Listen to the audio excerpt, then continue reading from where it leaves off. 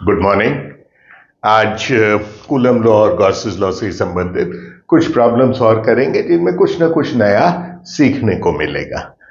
Again आसान बातें हैं, आप लोग सब मिनिमम क्लास 12 तो पास कर ही चुके हैं, लेकिन थोड़ा एक नजर और से कुछ चीजों को देखते हैं। एक काम ये करते हैं कि हम पता करते हैं what is the electric field due to dipole. और ये डाइपोल क्या है अभी 5 मिनट में बात करते हैं।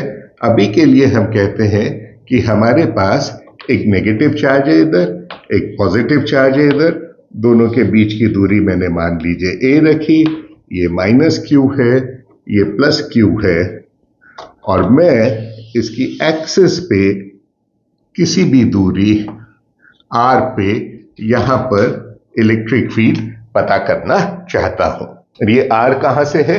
जनरली आप किताबों में देखेंगे तो सेंटर से लेते हैं, मैं r यहां से लेता हूं।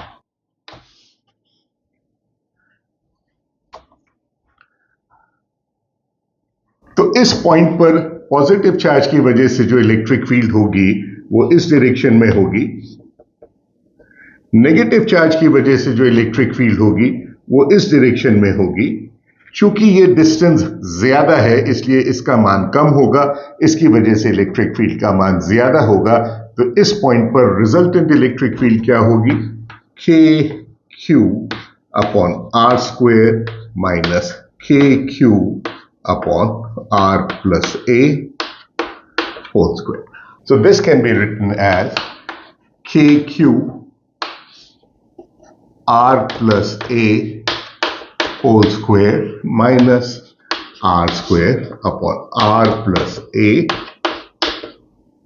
square r square, which can further be written as kq 2ar divided by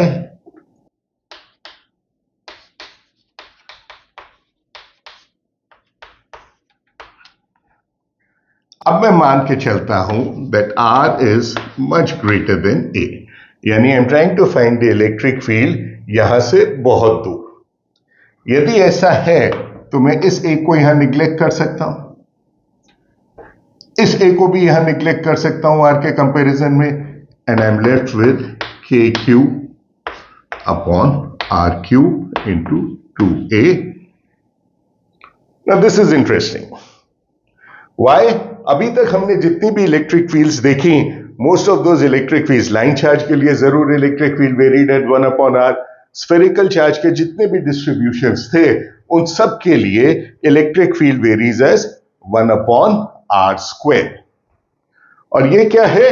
ये एक नेगेटिव चार्ज है और एक पॉजिटिव चार्ज है। इन दोनों की वजह से यदि बहुत दूर जाके देखूं तो भी ऐसा लगता है, तो electric field varies as 1 upon R cube. और ये जो क्वांटिटी है इसको हम कह देते हैं डाइपोल मोमेंट। जो कहा यहां पे डाइपोल, डाइपोल क्या है? Dipole moment. Q into A is the dipole moment.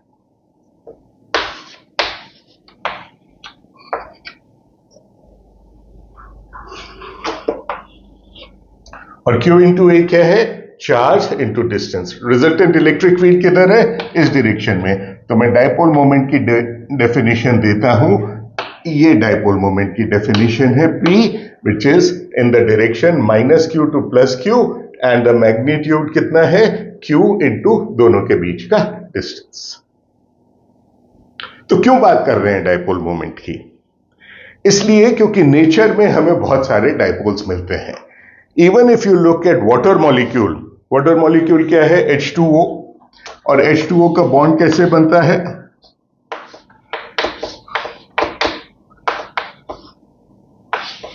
ये ऑक्सीजन। तो इसका एक यहां पर चार्ज है, इसका एक सेंट्रॉइड है चार्ज का, इसका एक सेंट्रॉइड है चार्ज का। तो यदि मैं नेगेटिव चार्ज के और पॉजिटिव चार्ज के सेंट्रॉइड्स को देखूं तो उसके बाद एक रिजल्टेंट सेपरेशन है दोनों सेंट्रॉइड्स के बीच में, और ये जो है इसको हम कहते हैं वाटर मॉलिक्यूल का डाइपोल मोमेंट। वो इसलिए कि वाटर मॉलिक्यूल जो है उसको हम पोलर मॉलिक्यूल कहते हैं। तो ये रियल लाइफ सिचुएशंस में बहुत यूजफुल होता है। मुद्दे की बात क्या है, द डाइपोल मोमेंट जब भी हो उसकी वजह से जो इलेक्ट्रिक फील्ड का वेरिएशन है दैट गोज एज 1/r³। यदि यहां एक नेगेटिव चार्ज है और एक पॉजिटिव चार्ज है तो डाइपोल मोमेंट हुआ। यदि मैं दो पॉजिटिव चार्ज ले लेता तो भी डाइपोल मोमेंट होता क्या, देखते हैं करके। Let us repeat the same exercise. Plus plus A, let me find the electric field. कहां पर, आर। कितनी हो गई electric field, KQ/r² plus KQ/r+a the whole square. And the electric field gives me KQ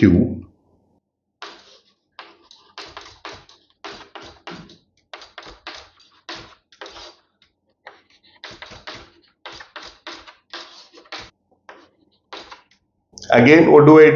I neglect A as compared to R. So ये quantity मिल गई मुझे r⁴। यहां क्या हुआ, यहां भी मैं A को निग्लेक्ट कर देता हूं। यदि यहां भी A को निग्लेक्ट कर दूंगा तो मुझे मिलेगा r² + r²। और यदि आप A को निग्लेक्ट नहीं करना चाहते, पहली वाली टर्म रख लीजिए, that's also a good idea. So we say KQ/r⁴ और ये क्वांटिटी हो गई आपकी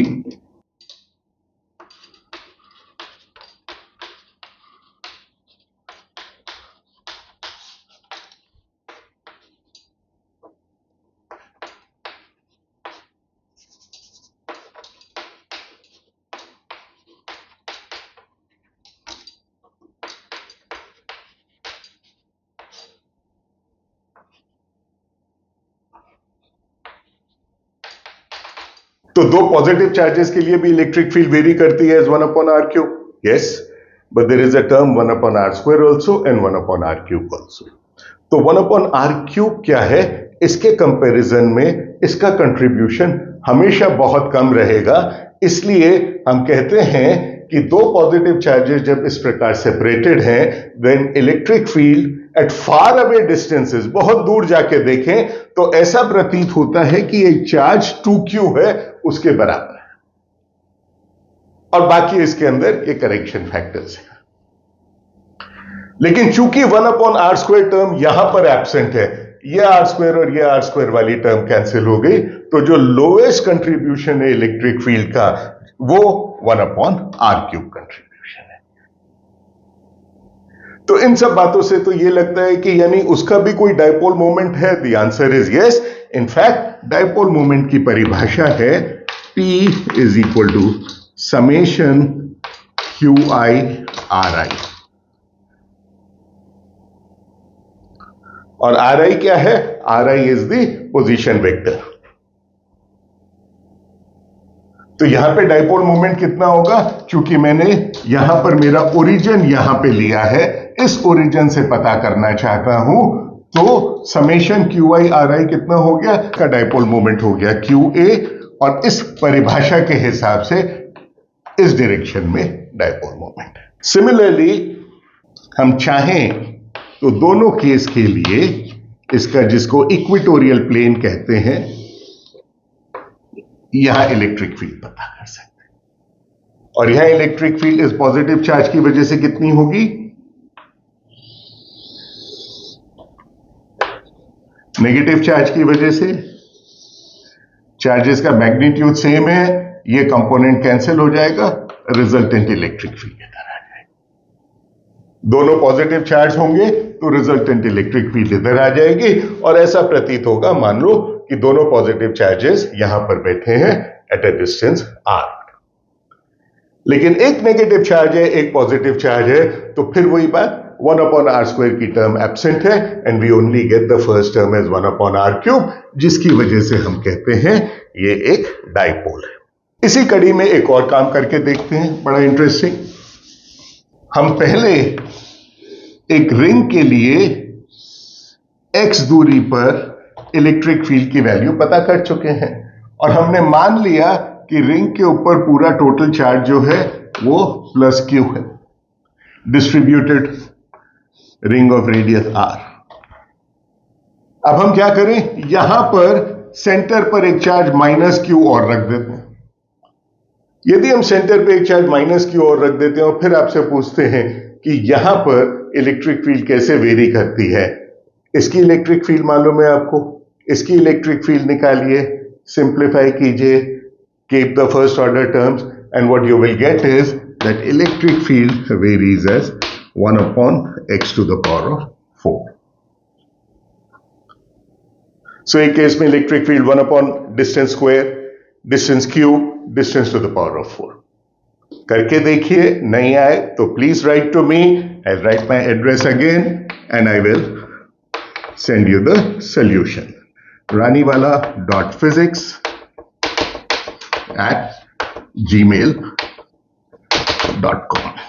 अब यदि ये डायपोल है, एक माइनस एक प्लस, और इलेक्ट्रिक फील्ड इस डायरेक्शन में है, रिजल्टेंट फोर्स क्या लगेगा डायपोल के ऊपर? The answer is 0। Why? Because it's a uniform electric field, plus Q इधर माइनस क्यू इधर बराबर। हाउएवर, यदि मेरा डायपोल, अब मैं डायपोल को प्लस और माइनस दिखाने के बजाय ऐसे दिखा देता हूं, where this is P. Suppose my dipole is at a certain angle with the electric field theta. Force तो अब भी 0 लगेगा, फोर्स इधर पॉजिटिव इधर negative force, total force is 0। But you can immediately see from this कि यहां जो force लगेगा और यहां जो फोर्स लगेगा उसकी वजह से एक टॉर्क लगेगा। और वो टॉर्क कितना है? बहुत ट्रिवियल बात है, टॉर्क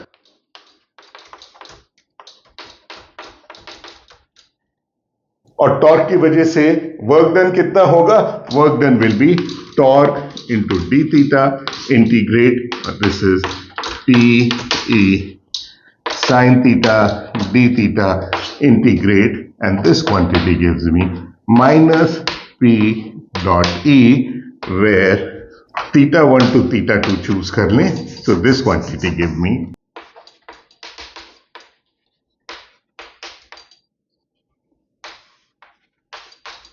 और यदि मैं थीटा 1 को 90 डिग्री ले लेता हूं कि ओरिजिनली ये डायपोल ऐसे था, यहां तक आने में कितना वर्क किया, then this quantity gives me minus P dot E. जब दो चार्जेस की ही बात कर रहे हैं तो एक बड़ी कॉमन सी प्रॉब्लम है, अलग अलग रूप में पूछ सकते हैं उसको, कि एक पॉइंट है यहां पर, उधर एक थ्रेड से यहां मास m हैंग कर दिया, दूसरे थ्रेड से यहां मास m हैंग कर दिया, दोनों के ऊपर है चार्ज q, दोनों के बीच की दूरी मान लीजिए है x। Theta length l। जो मोस्ट सिंपल क्वेश्चन है वो ये कि थीटा की वैल्यू पता करनी है इन केस ऑफ इक्विलिब्रियम। तो आप क्या कहेंगे, इसके अंदर टेंशन T है, फोर्स इधर है, mg इधर है, इन तीनों की वजह से ये इलेक्ट्रिक फोर्स और ये टेंशन, इन तीनों की वजह से इक्विलिब्रियम है। बट अब क्वेश्चन दूसरा पूछ रहे हैं, वो क्या? मान लीजिए charge is leaking such that the rate of leaking of charge is dq by dt, which is a constant.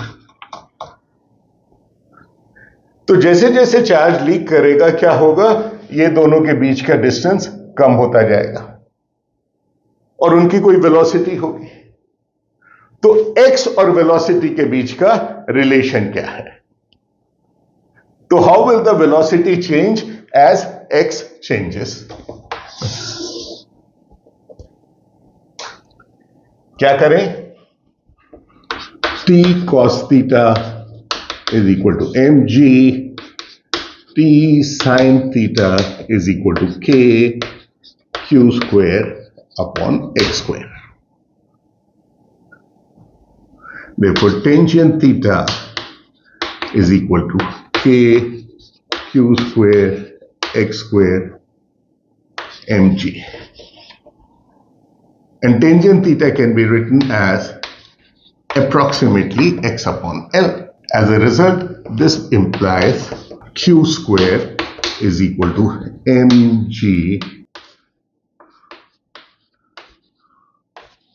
or this becomes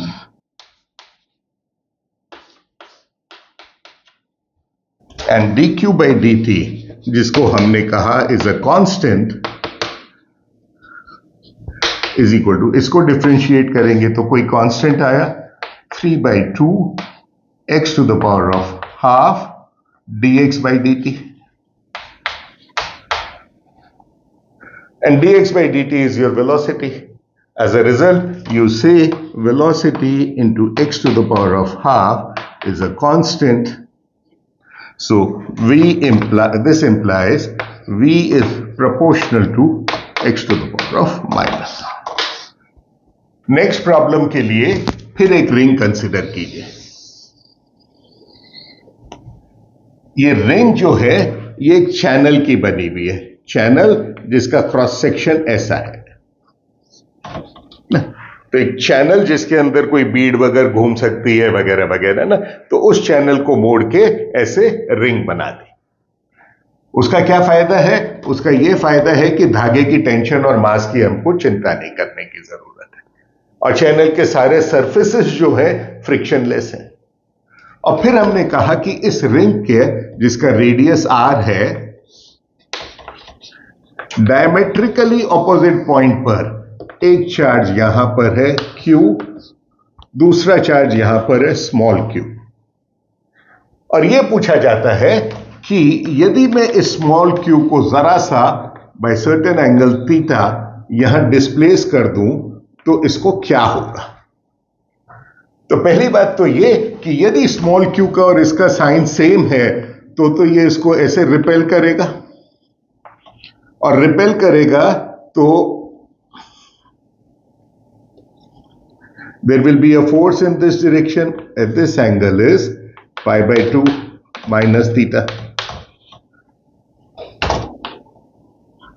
तो ये एक तरह का रिस्टोरिंग फोर्स हो जाएगा। यदि इसकी डायरेक्शन नेगेटिव है तो वो फोर्स इस डायरेक्शन में लगेगा एंड रिजल्टेंट फोर्स इस चार्ज के ऊपर इधर लगेगा। अंदर का सरफेस फ्रिक्शनलेस है तो मूव कर जाएगा। स्वाभाविक है कि मैं इसमें इंटरेस्टेड हूं कि इसका साइन इसके सेम है as a result force of repulsion. चूंकि कोई धागा वगैरह नहीं है, कोई टेंशन नहीं है, तो ये यहां पर जो फोर्स ऑफ रिपल्शन है ये कितना हो गया? This force is k q small q divided by r cos theta whole square. And the component in this direction is cosine of pi/2 minus theta, which is sine theta. So this is the direction of the force. For small theta, this can be approximately written as kq upon r square theta. और जब भी force मेरा linearly proportional to the displacement होता है तो मुझे simple harmonic motion याद आ जाता है।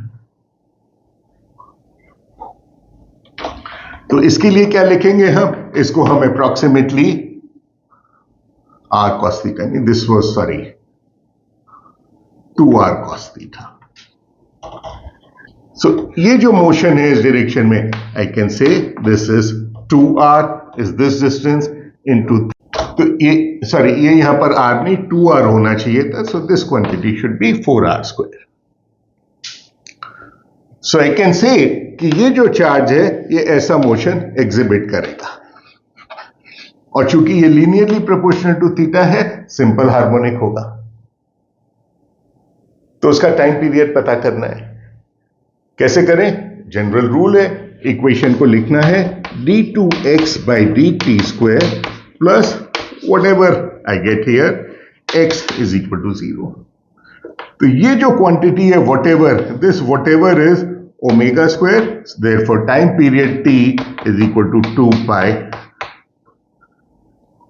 तो यही पढ़ा है आपने मैकेनिक्स में पहले, और यही काम यहां के लिए करना है. तो फोर्स के लिए यदि मैं कहूं कि इस चार्ज का mass into acceleration, mass into acceleration कितना हो गया इस डायरेक्शन में, that will become 2r d2 theta by dt square minus, क्योंकि एक्सेलरेशन इस डायरेक्शन में है और ये थीटा का डिस्प्लेसमेंट इस डायरेक्शन में। इसी फॉर्म में लिखेंगे, so the equation becomes d2 theta by dt square plus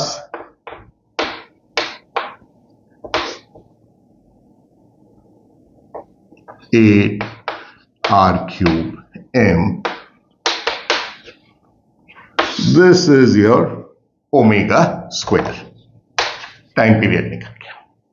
but यहां पर एक इंटरेस्टिंग छोटी सी बात करनी जरूरी है। जब हम कहते हैं theta is equal to small और थीटा इज स्मॉल, तो sine theta is approximately equal to theta. तो कितने एंगल थीटा के लिए कह सकते हैं sine theta is equal to theta? तो यदि हमारा थीटा 30 डिग्री है तो sine theta is half,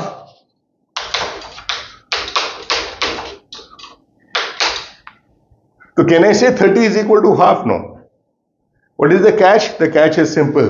For all such purposes, for all calculations, theta is best expressed in radians.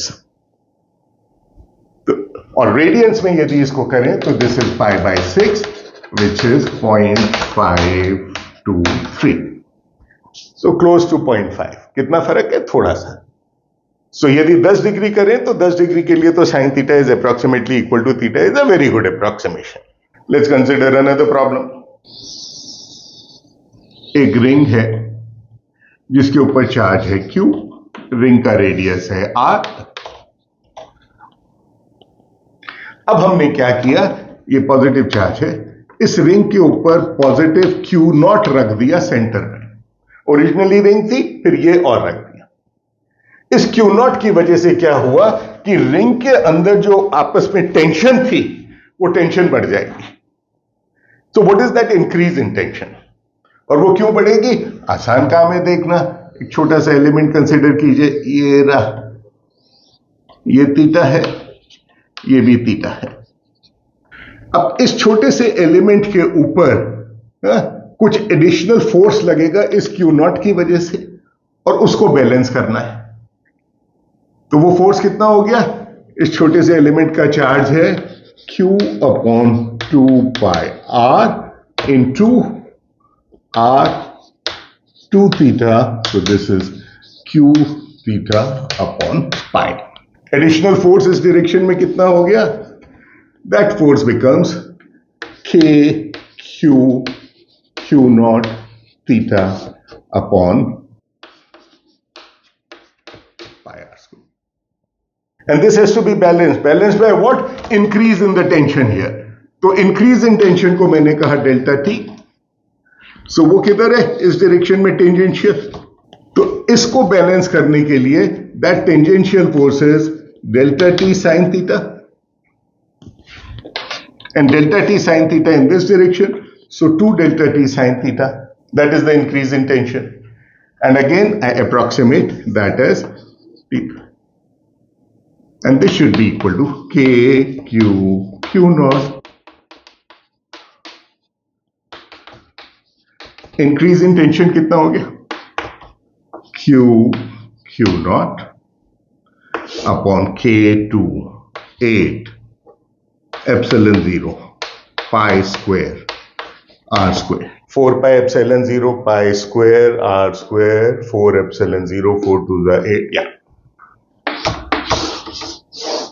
So this is the increase in tension in the ring the moment you add some charge Q0. Let us do some problem using Gauss's law.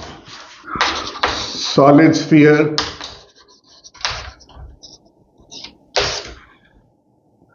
हमने solid sphere को कहा uniform charge density है, तो uniform charge density के लिए electric field निकाली, तो electric field कितनी निकली थी? Proportional to R। अब हमने कहा कोई सॉलिड स्फीयर है लेकिन उसमें चार्ज डेंसिटी यूनिफॉर्म नहीं है। फिर कैसी है? चार्ज डेंसिटी ऐसी है that it charge density varies as C upon R and the total charge on the sphere is Q, which means कि यदि ये मैंने सॉलिड स्फीयर लिया तो यहां पर चार्ज डेंसिटी, यहां पर चार्ज डेंसिटी हर जगह अलग अलग है। तो सबसे पहले तो हमको C की वैल्यू निकालनी है। वो कैसे निकाल सकते हैं? क्योंकि टोटल चार्ज Q दे रखा है। तो क्या किया, ये स्मॉल r दूरी पर शेल है, इस शेल का मास कितना होगा? इस शेल का मास हो जाएगा चार्ज कितना हो जाएगा? 4 pi r squared dr is the volume and the charge density is Cr। और इसको इंटीग्रेट कर दिया, r is equal to 0 to capital R, and this quantity should be equal to, this is equal to 4 pi C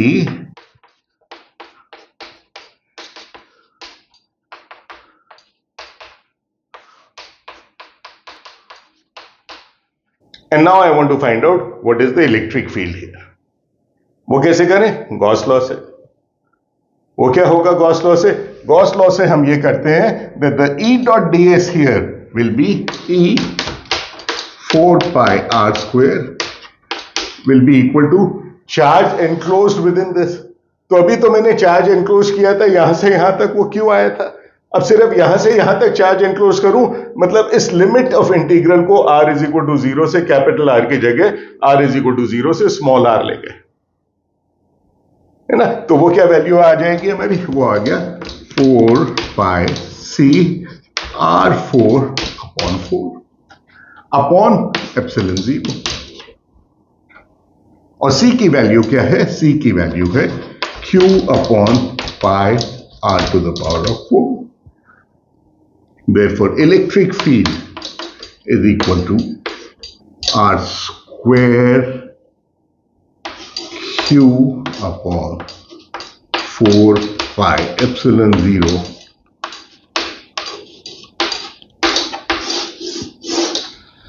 the magnitude of the electric field is dimensionally तो 1 upon R square dimension है ही आ जाती है dimensionally।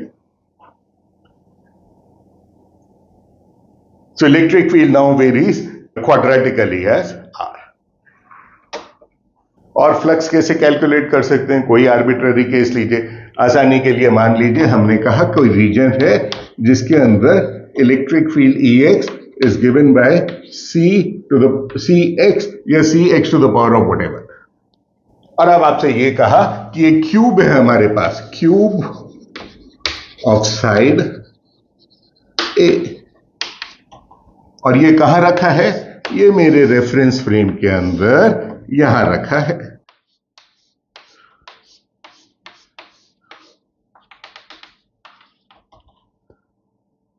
ये x है, ये y है, ये z है। ये दूरी consider this as a, this is also a। और क्वेश्चन क्या है? क्वेश्चन क्या है? इस क्यूब के अंदर नेट चार्ज कितना है? क्यूब के अंदर चार्ज कैसे आया? क्योंकि गॉसेस लॉ को होल्ड ट्रू करना है, और यहां इलेक्ट्रिक फील्ड इस तरीके की है। यदि इलेक्ट्रिक फील्ड इस तरह की है तो इस फेस के ऊपर जो YZ प्लेन वाला फेस है, इसके अंदर कुछ फ्लक्स जाएगा। So flux in is Cx into a square, और x कितना है यहां पर? a। So this is the flux going into the cube. How about the flux coming out? The flux coming out from the surface is C 2a, क्योंकि यहां पे electric field double हो जाएगी, एरिया वही है। Therefore net flux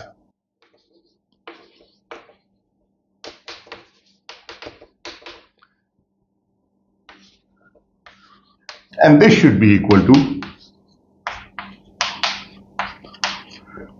which means इसके अंदर, cube के अंदर कितना चार्ज एनक्लोज्ड है? दैट इज Q enclosed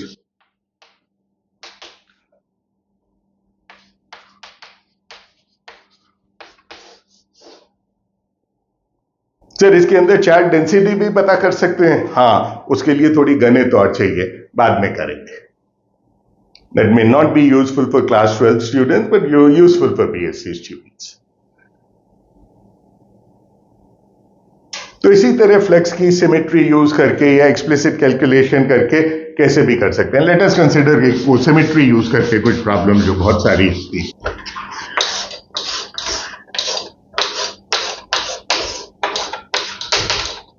एक क्यूब लिया और किसी कोने पे यहां पे रख दिया चार्ज क्यूब, और सवाल पूछा इस क्यूब में से कितना फ्लक्स पास हो रहा है। तो क्यूब के हर सरफेस के ऊपर इलेक्ट्रिक फील्ड की वैल्यू अलग अलग होगी, तो इसको इंटीग्रेट करना आसान नहीं। तो फिर क्या करें, सिमेट्री यूज करें। कैसे सिमेट्री यूज करें, इस क्यूब के बगल में अंदर की तरफ एक और क्यूब रख दीजिए, फिर 2 क्यूब आगे रख दीजिए,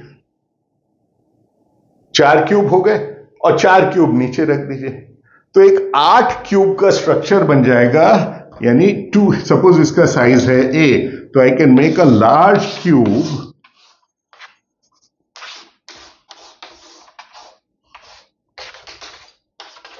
ऑफ साइज 2A, जिसके अंदर ऐसे 8 क्यूब आ जाएंगे, और उसके बिल्कुल सेंटर में चार्ज है Q। तो अब ये बड़ा वाला क्यूब है, इसके जो 6 सरफेसेस हैं बिल्कुल सिमेट्रिक हैं, और 8 क्यूब हैं वो भी बिल्कुल सिमेट्रिक पोजीशंस में।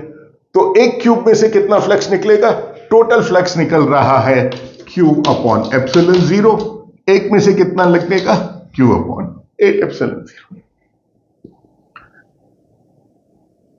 यही काम हम क्या कर सकते हैं, Q को यहां मत रखो, यहां रख दो। अब क्या होगा, अब मुझे 8 की जरूरत नहीं है। फिर कितने हैं, 4 क्यूब बहुत है। एक इधर रखा, 2 नीचे रखे, complete symmetry, Q upon 4 epsilon 0। Centre of the face में रखिए, जैसे इच्छा हो कीजिए। फिर पॉइंट चार्ज पे ही क्यों सीमित रहते हैं, आप बोलिए मैंने यहां एक लाइन चार्ज रख दिया, और इस लाइन चार्ज के ऊपर चार्ज डेंसिटी लैम्डा है, लंबाई L है। अब इस क्यूब में से कितना फ्लक्स निकलेगा, बिल्कुल वो क्यूब होगा, नथिंग हैज चेंज। इसको पूरा बनाने के लिए यहां पर सेंटर में रखा, तो आपको पूरा सिमेट्रिक स्ट्रक्चर बनाने के लिए आपको 3 क्यूब और चाहिए, 8 नहीं चाहिए। मैंने कहा ब्लैक बोर्ड है, अज्यूम कि ये ब्लैक बोर्ड स्क्वायर है, और इस ब्लैक बोर्ड के स्क्वायर पे मान लो स्क्वायर ए, ये यहां तक स्क्वायर हो गया, और इसकी साइज मान ली मैंने A है। अब यहां पर A/2 दूरी पर मैंने एक चार्ज Q रख दिया, और पूछा कि इस ब्लैक बोर्ड में से कितना फ्लक्स पास हो रहा है। Simple, all what I have to do is, ऐसा का ऐसा ब्लैक बोर्ड का एक सरफेस इधर बनाना है। तो ये टोटल डिस्टेंस दोनों ब्लैक बोर्ड के सरफेसेस के बीच में A हो गया। एक इधर बनाना है A साइड का, एक इधर बनेगा A। तो इफेक्टिवली ये एक A साइज का क्यूब बना, जिसके सेंटर में एक चार्ज है Q। हर क्यूब में से कितना फ्लक्स निकला, हर सरफेस में से कितना फ्लक्स निकला, Q अपॉन 6 एप्सिलॉन 0। तो ये सारी सिमेट्री रिलेटेड प्रॉब्लम्स है, बड़ी आसानी से सॉल्व हो जाती हैं।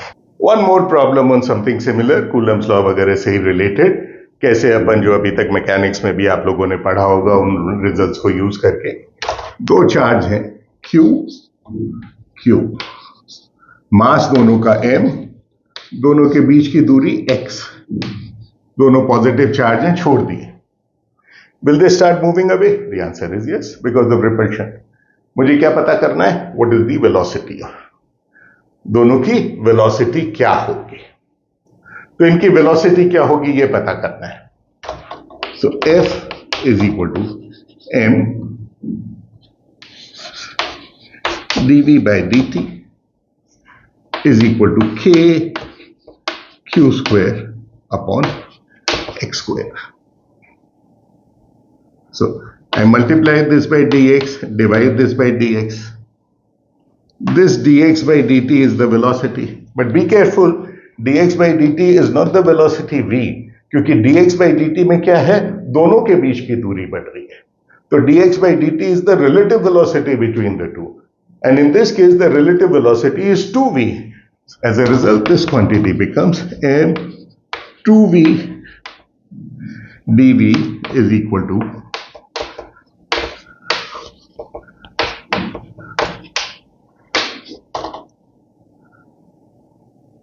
इसको इंटीग्रेट कर दें, इनिशियली जब दोनों के बीच की दूरी है x0 तो फाइनली मान लीजिए इंफिनिटी हो गई, बहुत दूर चले गए, तब तक वेलोसिटी क्या होगी? इनिशियल वेलोसिटी है 0, फाइनल वेलोसिटी भी। Solve it. So next lecture में we will deal with potential.